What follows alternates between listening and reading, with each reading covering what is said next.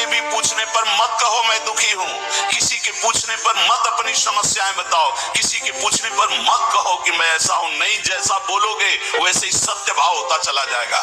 दुख है लेकिन नहीं, मैं दुखी नहीं, ये मन बुद्धि इंद्रियों का खेल है, मैं सच्चिदानंद भगवान का अंश हूं। निकल जाओगे माया से।